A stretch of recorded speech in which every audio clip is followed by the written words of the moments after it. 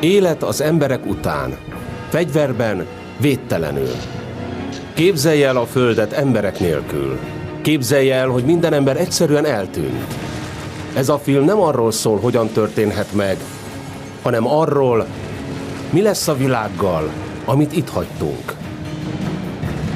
Vajon az erős fegyverek a kulcsa a túlélésnek? Vagy a látszólag gyengék nagyobb eséllyel indulnak? A csatahajókat újabb és újabb támadás éri. A háziállatok önellátóak lesznek. És egy titkos nukleáris fegyver új célpontokat talál az óceán fenekén. Tartsanak velünk Denver városából a tenger fenekéig. És egy elhagyott helyszínre, New York városába.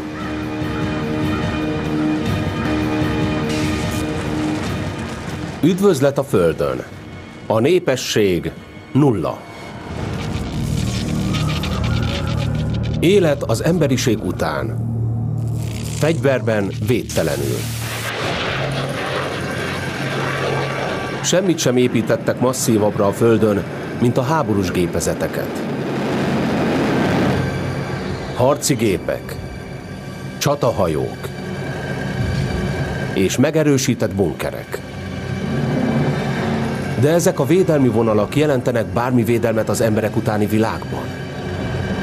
Vagy ugyanolyan sérülékenyek, mint a Föld legvédtelenebb szerkezetei és élőlényei? Egy nappal az emberek után.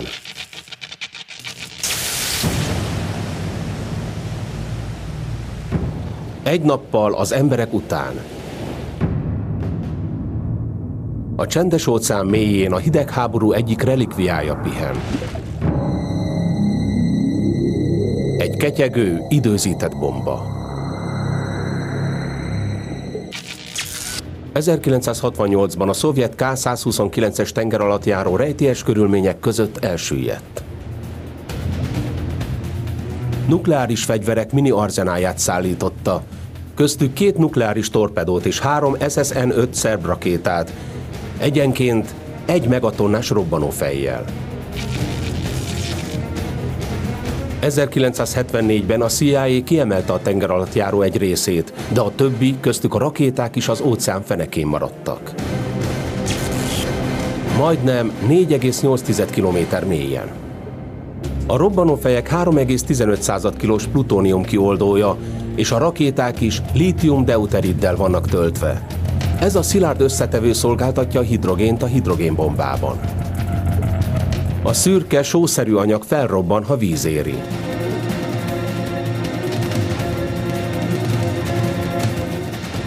Amikor a tengeralattjáró elsüllyedt, a robbanófejek közül legalább 1 megsérülhetett. Egy nappal az emberek után a masszív fémborítása megvédi őket a víztől. Egyelőre.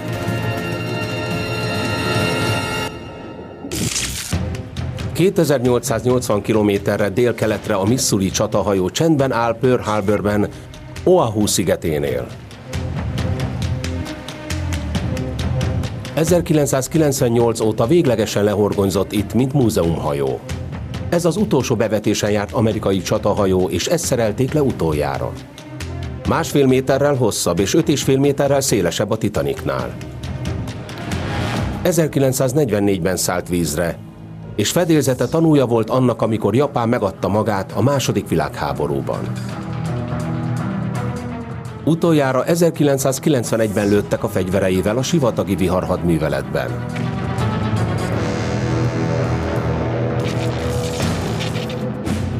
A Missourit nagyon jól felfegyverezték, hogy hatásosan szálljon szembe az ellenség repülőivel és hajóival. De a fedélzet alatt az aula sarkában található legfőbb védelme az emberek utáni világban.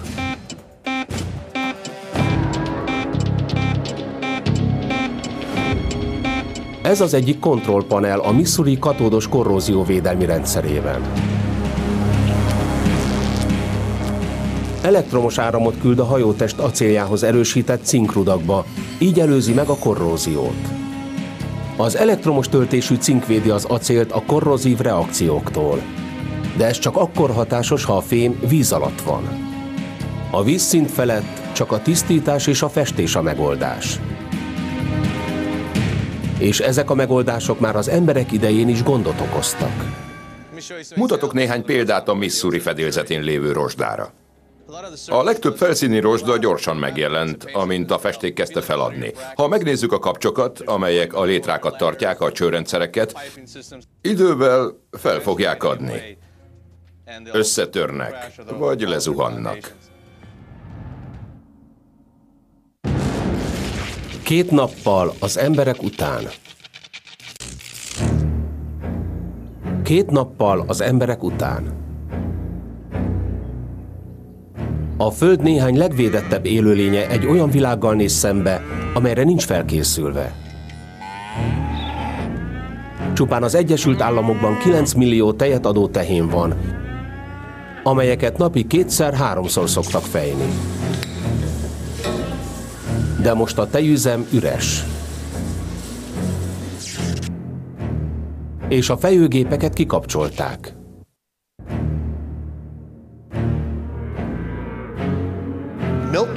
A tehenek hihetetlen nagy mértékben függnek az embertől. Ahogy eltűnünk is, megszűnik a rendszeres fej, és összezavarodnak.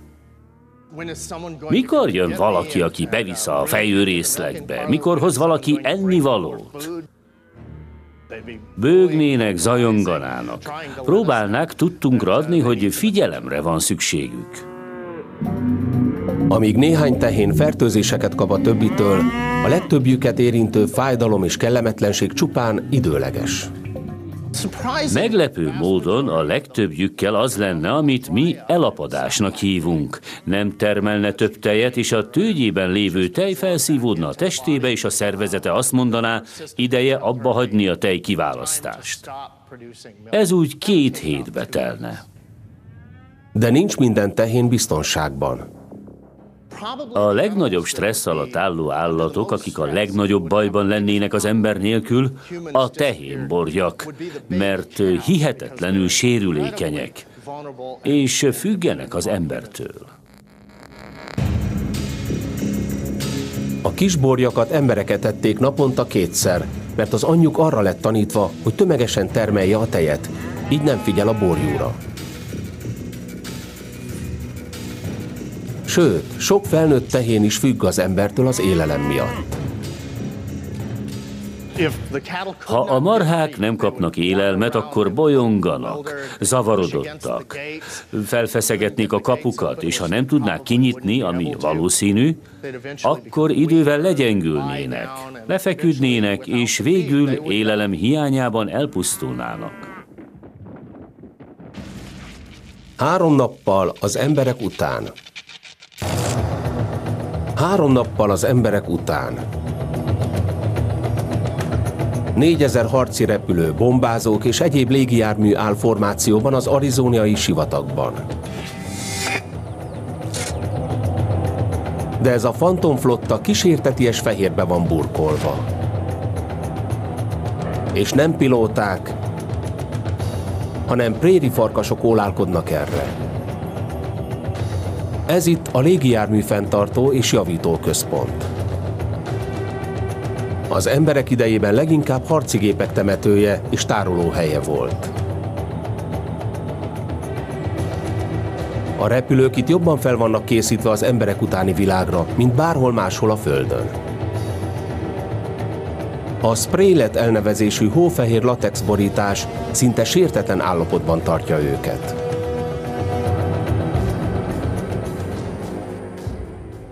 Beborítja a pilótafülkét, az üzemanyagtankot, a gép gerincét, minden csavart, a tank belsejét és az üzemanyagrendszert is. A borítás véd a portól és esővíztől, a fehér szín pedig visszaveri a hőt. A védett repülők hőmérséklete sosem emelkedik a kinti hőmérsékletnél pár fokkal magasabbra. Nem számít, mennyire süt a nap.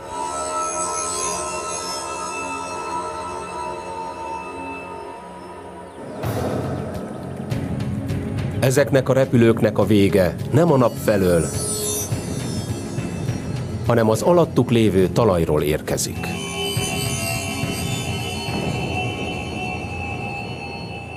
Négy nappal az emberek után. 4 nappal az emberek után. Pearl Harbor közelében az ikonikus Aloha torony óráján megálltak a mutatók.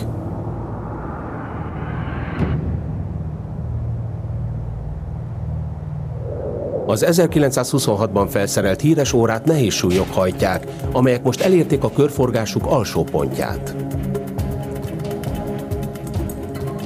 Általában 2 naponta újraindítja az elektromosság, de mostanra állandó az áramszünet az egész szigeten. Ez a USS Missouri elektromos korrózióvédelmi rendszerének végét is jelenti. A tengervíz elkezdi pusztítani a hajótestet. És az égből a Missourit egy újfajta légitámadás éri.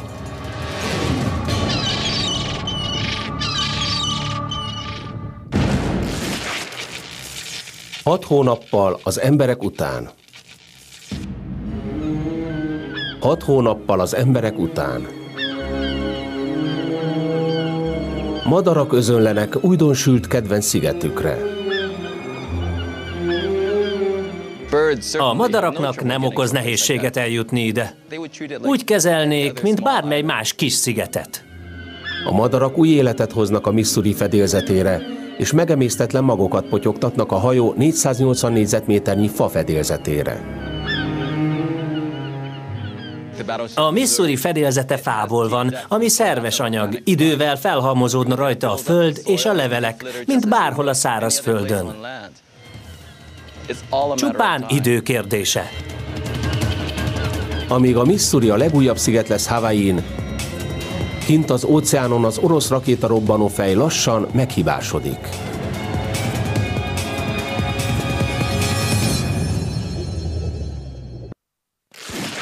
...15 évvel az emberek után. 15 év telt el az emberek eltűnése óta.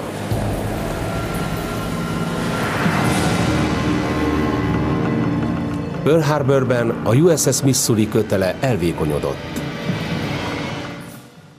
A hajót nejlonhorgony kötelek tartják a kikötőben. Látszik, hogy itt elvékonyodott a kötél. 15-20 év alatt a kötelek elszakadnak, és a hajó elszabadul a Pearl Harbori kikötőből.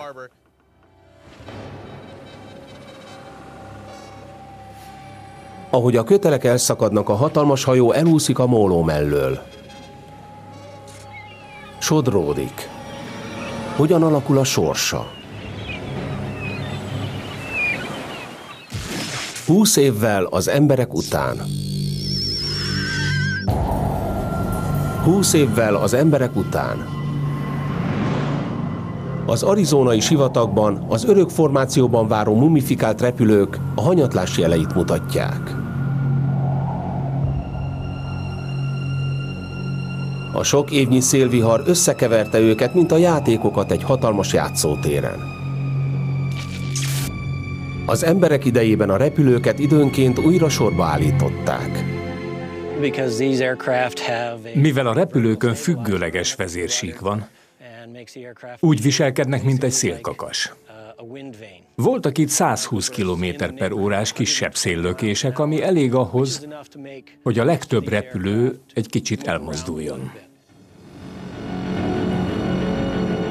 A később esetleg újra szolgálatba álló repülők védőburkát is fenn kell tartani.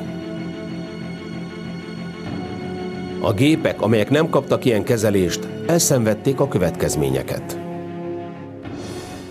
A védelmet adó latexborítás itt már nem funkcionál rendesen. Az esővíz bejut alá, és tulajdonképpen végigfolyik a latex réteg alatt. 2 évtized telt el karbantartás nélkül, így minden repülőre rájár a rúd. Kopik a festék és rozsda pusztítja az illesztéseket. Az üvegbúra az UV-károsodástól elhomályosodik, és a repülőgép motorok madarak otthonai lettek.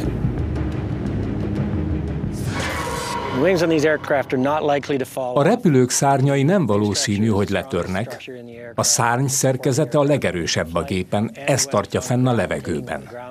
A Földön a rakományt is elbírja, így egy emberek utáni világban még a távoli jövőben is valószínű rajtuk lesznek a szárnyak. De a repülők nem maradnak itt elég ideig, hogy letörjön a szárnyuk. Itt a lecsorgó esővíz okozta erózióra látunk példát.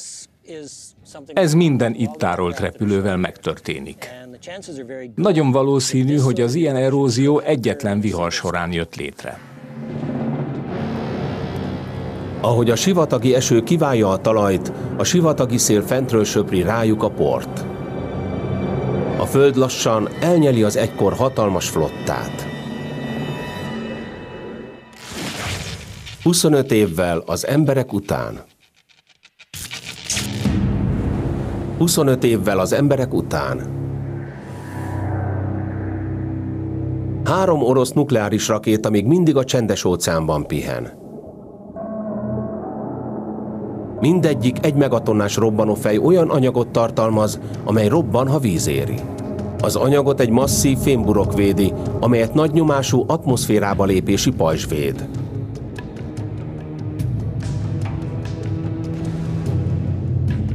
De a mély óceán nyomása alatt a burkolat egyetlen kis repedése is végzetes lehet. 25 évvel az emberek után a tenger elkezd beszivárogni az egyik bombába.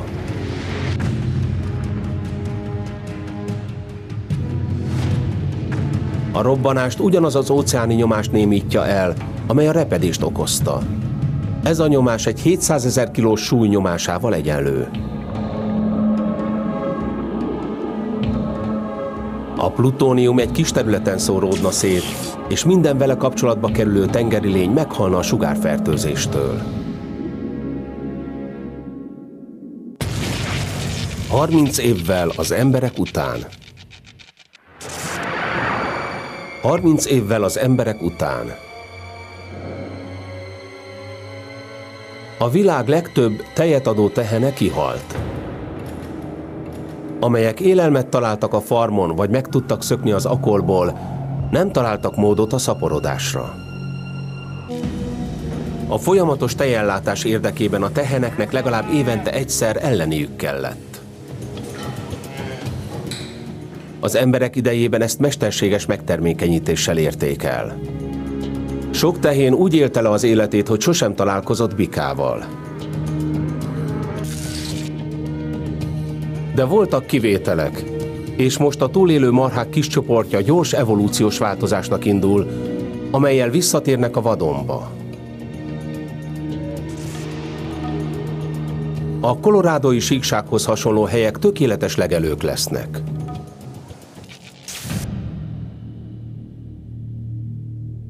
Colorado fővárosában, Denverben a legjellegzetesebb épület az 50 emeletes Wells Fargo Center. 1983-ban épült, és a pénztárgép becenevet kapta. Egyedi ívelt üvegteteje miatt. A szerkezet egyedi alakja meglepő problémát okozott. A város havas éghajlatában a mérnököknek fűtőelemeket kellett a tetőbe építeniük, hogy a hó ne halmozódjon fel és csússzon le az épület oldalán.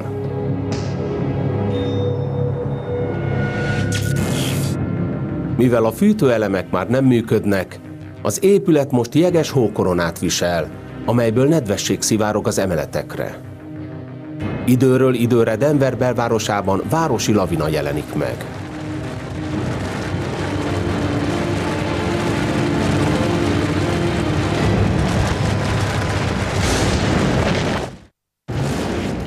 ...45 évvel az emberek után. 45 évvel az emberek után. Az ember lábnyoma a Földön napról napra kisebb. Ez a jövő már elérkezett, alig 1,5 kilométerre a világ egyik legnagyobb városától. Amíg Manhattan lakossága 1,5 millió emberből áll, a közeli North Brothers sziget lakossága 0.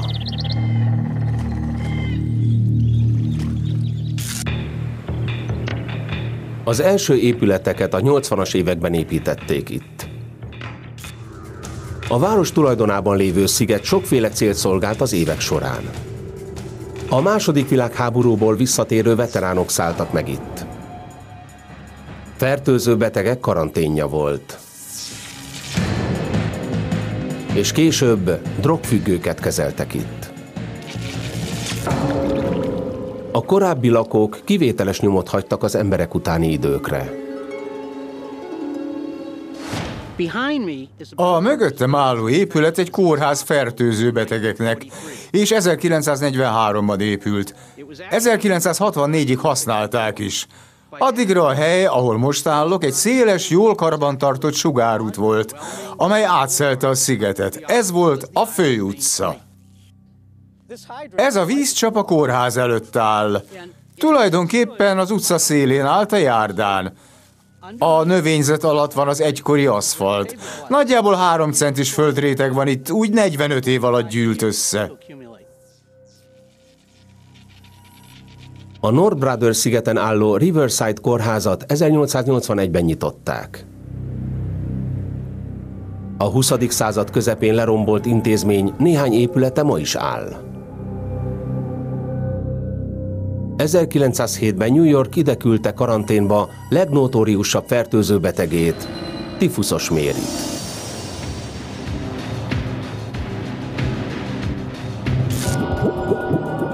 A tifusz egy halálos fertőzés, amely általában a szennyezett vízben található. A nagyobb járványok egyre ritkábbak lettek, ahogy a közegészségügy fejlődött, de tifuszos Mary különleges fenyegetést jelentett. Mary Mellon szakács volt, a betegség hordozója, aki terjesztette a kort, de ő maga sosem betegedett meg. Hivatalosan 53 ember megfertőzéséért vádolták, de sokak szerint legalább 1400 esetért lehetett felelős. Kétszer küldték a North Brothers szigetre, először 1907-ben, és végül a szigeten halt meg 1938-ban.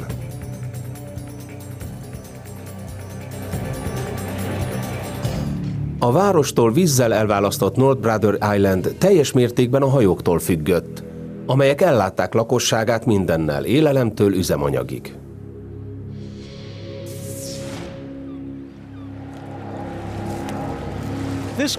Ez a kikötő 1960-ig szolgálta a North Brothers szigetet. Ebben a kikötőben pakolták le a szénrakományokat.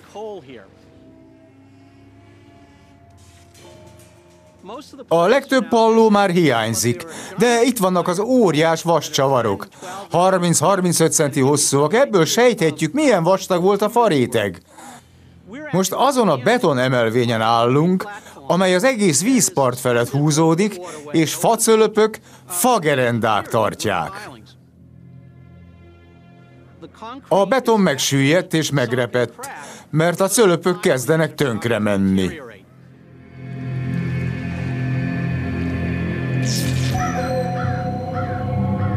Az élet nem volt könnyű ezen a helyen, ahol a súlyos betegek olyan kórokra várták a gyógyszert, amelyek megrémítették a külvilágot.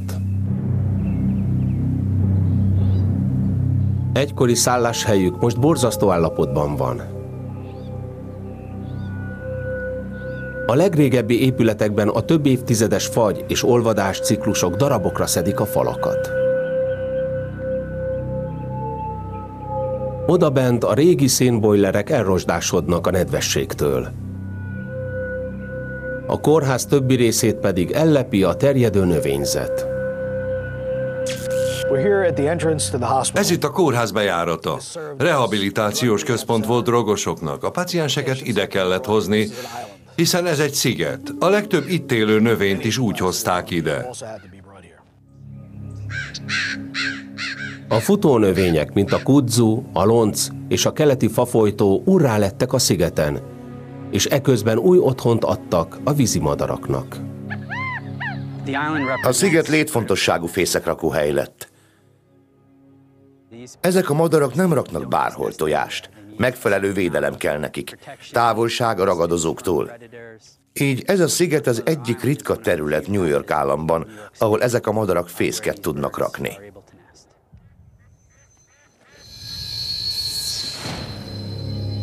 Miután a TBC-hez és tífuszhoz hasonló betegségeket visszaszorították, a kórház szanatórium lett azoknak, akiknek egy nyugodt hely kellett a túlhajszolt élettől távol.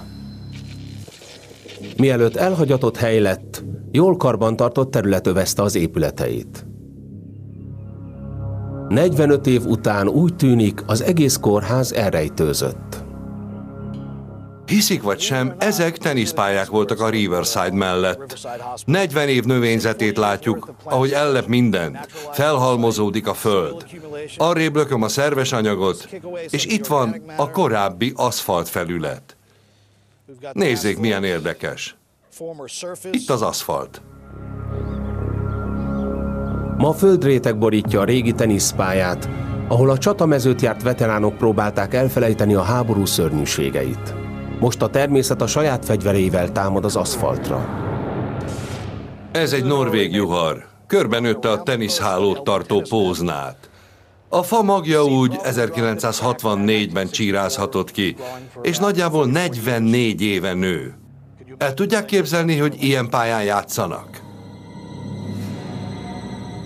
A sziget futónövény hálózata az épületek belsejében is utat talált. A Riverside kórház egyik nagy kórtermében vagyunk. Eredetileg TBC-s paciensek számára készült, de sosem használták erre a célra. Az egyetlen élő dolog itt a borostyánszőlő. A földről indulva nőtt a 4. és át a 4. emeleti ablakon.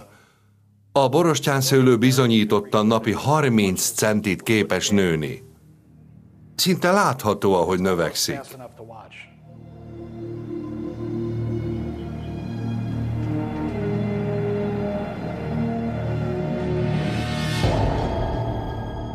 Az 50-es és 60-as években drogfüggőket kezeltek a kórház legújabb épületeiben. A festmények a falakon az ő állapotukról mesélnek.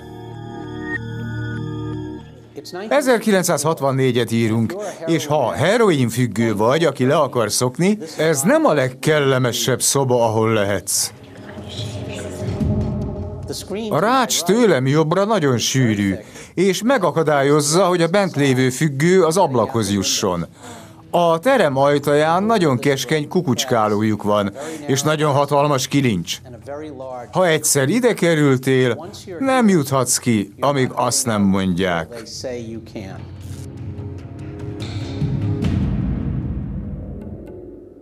Az egyik felirat azt írja: segítség, akaratom ellenére tartanak itt. Sok másik pedig neveket, kerületeket, utcákat sorol New Yorkból.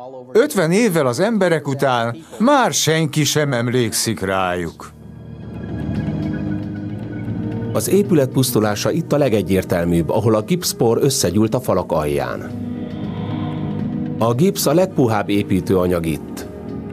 Így ez az első, ami tönkre megy, amikor a betört ablakokon át nedvesség jut az épületbe.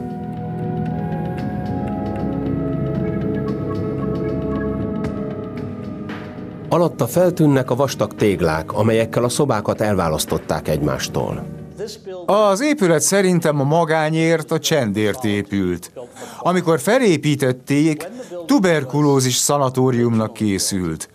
Az idő átírta az épület szerepét, ami eredetileg az elszigeteltségért, magányért épült, az most a természet zűrzavarának a része. Ez történik az emberek után.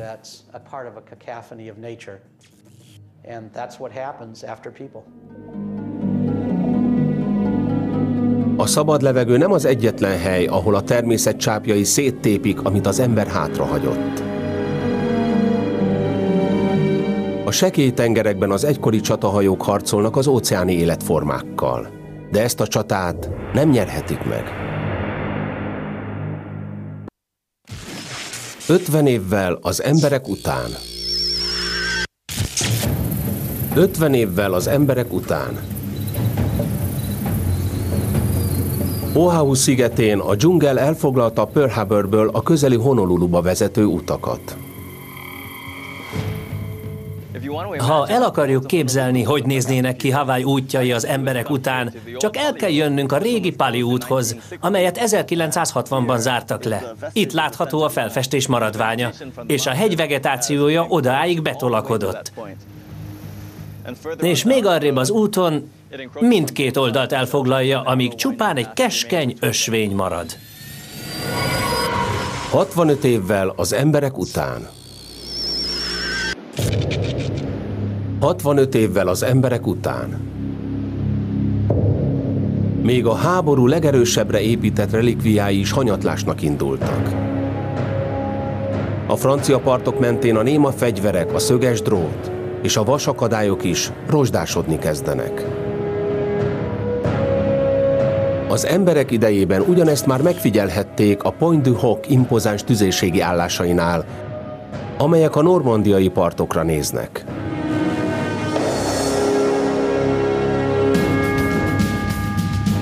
A lőállások az atlanti háború részei. A németek építették őket a II. Világháborúban, hogy a szövetségeseket távol tartsák Észak-Európától. 1944. június 6-án a normandiai partra szállás során az amerikaiak Pointe du Hocra támadtak. A Pointe du Hoc erődítményei katonai bukásnak vehetőek, mert nem bírtak a tenger felül érkező invázióval. De építészeti szempontból sikeresek. Rendkívül tartósak, de valamennyire azért kezdenek hanyatlani.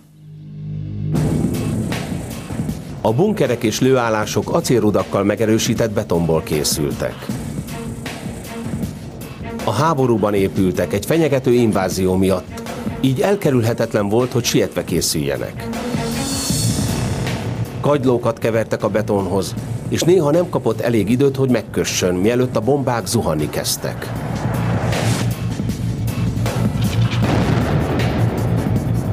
Ezek a gyengeségek nem csak a bombákkal, hanem a korrózióval szemben is sérülékennyé tették őket. A beton több okból is tönkre mehet. Reakcióba lép az adalékanyagokkal vagy a földdel. Kikezdi a fagyás, az olvadás. De a Pointe du Hoc esetében egyik sem áll fenn. Itt a megfeszülő acél a gond. A nedvesség és a só a levegőben bejutott a bunkerekbe, a beton pórusain át. Ettől az acélrudak korrodálódnak. Megnőnek és megrepesztik a környező betont. Íme egy nagyszerű példa. Mi történik, ha az acél korrodálódik? Ott fent. Látszik, hogy a beton megrepett, és az acél ettől kezd megfeszülni. Látszik rajta a terjedő rozsda, amely a szerkezet pusztulását okozza hamarosan. Ez könnyen javítható, de az emberek miatt tovább korrodálódna, egészen addig, míg tönkre megy a szerkezet. A rómaiak néhány monumentális épülethez betont használtak, jóval a vasbeton feltalálása előtt. Látszólagos gyengeségük valójában előny az emberek utáni világban. Az emberek utáni világban az acélrudak nélküli beton valójában tovább megmaradhat. Például a római Pantheon. 6 méter vastag falai vannak, de nincsenek acéllal megerősítve, és majdnem 2000 évig fennmaradtak. A Pointe du Hoc szerkezetei ezzel szemben meg vannak erősítve, és valószínűleg a korrózió az emberek utáni világban gyorsabb lesz, mint egy akár 2000 éves szerkezetben. 70 évvel az emberek után. 70 évvel az emberek után. Pearl Harborben az amerikai flotta egykori büszkeségét már a zöld borítja. Cserjék és füvek takarója kebelezi be a USS Missouri fedélzetét. Kúszónövények másznak a víz feletti részekre és a masszív 40 mm-es fegyverekre. Bár a horgonykötelek rég elszakadtak, a Missouri nem sodródott messze a porladó mólótól. A sekély kikötő iszapja a part közelében tartotta a 45 000 tonnás kolosszust. Meglepő módon a Missouri gyorsabban korrodálódik a víz felett, mint alatta. Ezt a közeli USS Arizona csatahajóhoz indult kutatómerülésekből tudjuk, 70 évvel azután, hogy a Pearl Harbor-i rajtaütés után elsüllyedt.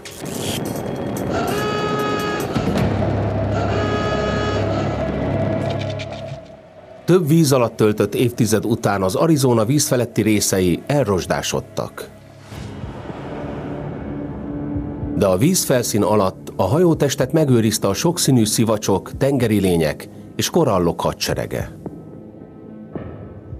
Ez a bevonat olyan, mint egy varr, amely a hajót borítja. Tulajdonképpen megvédi a korróziótól, lelassítja azt. Így, ahol benőtték a tengeri lények, a korrózió kisebb. Miközben a tengeri lények védőburkot alkotnak az Arizona acél hajótestén, a fafedélzetet iszap és üledékréteg védi meg.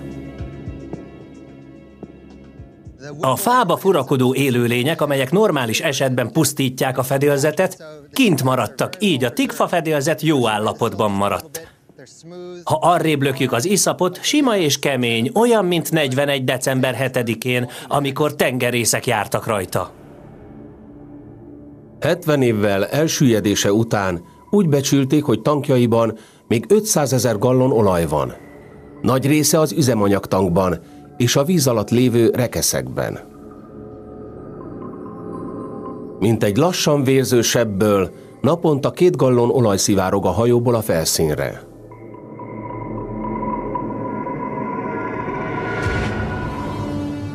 Ez lesz a sorsa a USS Missourinak is?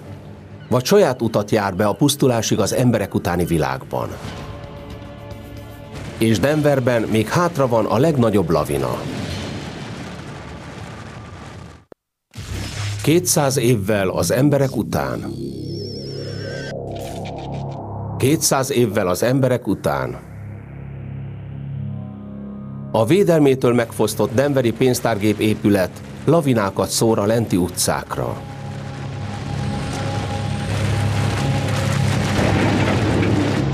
A következő lavina nem hóból, hanem acélból lesz.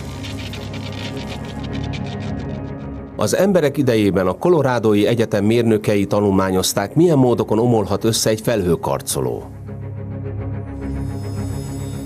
Ezen a modellen a nehéz acéllemezek jelentik az épület emeleteit. Az ehhez képest gyenge, vékony fapálcák pedig a korrodált szerkezet gyenge állapotát. Ha egy felsőbb emelet összedől, zuhanás sorozat lehet a vége.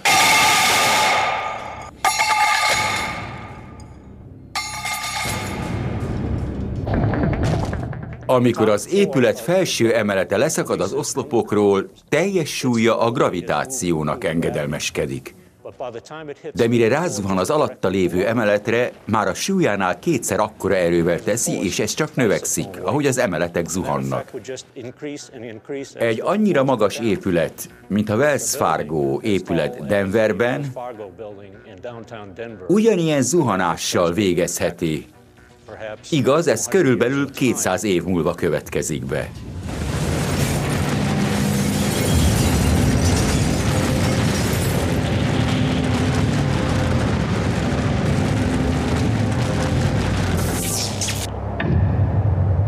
Denver mellett a Colorado-i Prairie-n a házi marhák leszármazottjai új életmódot hoztak létre. A jövő csordái egészen mások lennének, mint amit a mai legelőkön, dombokon látunk. Kisebbek lennének, fürgébbek, ügyesebbek, könnyebben el tudnának menekülni a ragadozók elől. Jobban hasonlítanának a szarvasokhoz. Még ennél is meglepőbbek a Prairie bölény csordái. Mielőtt az emberek szinte a kihalásig vadászták őket, majdnem 60 millió ilyen állat kóborolt Amerikában. A 21. századra ez a létszám 350 000-re csökkent.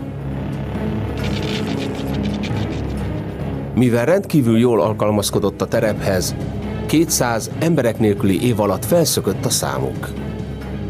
A bölények újra kóborolhatnak.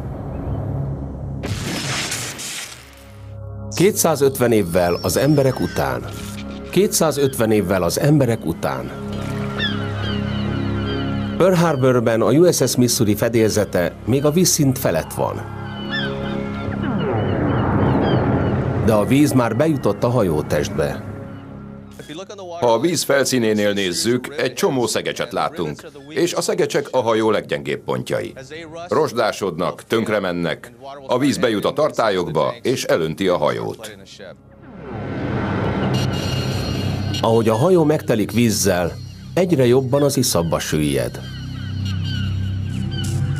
A fedélzet 3 méterrel a víz felett marad, így az elemek tovább pusztíthatják szerkezetét. Meddig marad a Missouri hajóteste érintetlenül?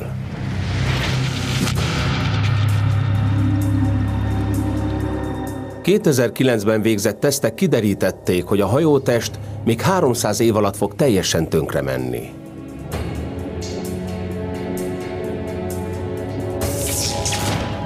A majdnem 30 évvel később épült Missouri sokkal fejlettebb csatahajó.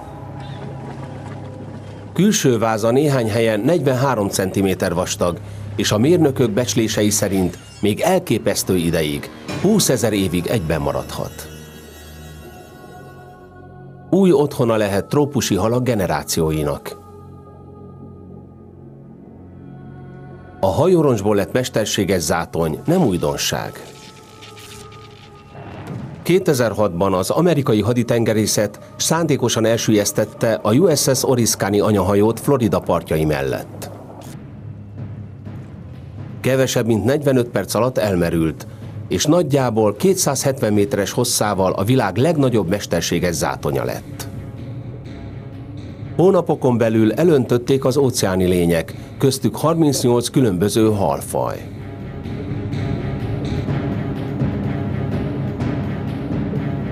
Az Oriskany úgy híresült el, mint hatalmas anyahajózátony.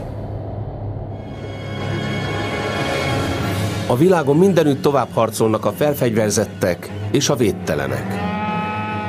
Páran meglepő rugalmassággal oldják meg az életben maradást, másokat rejtett gyengeségek kényszerítenek térdre. A tengerfenekén, parti sziklákon és sivatagi síkságokon csendben folytatódik a harc egy emberek utáni életben.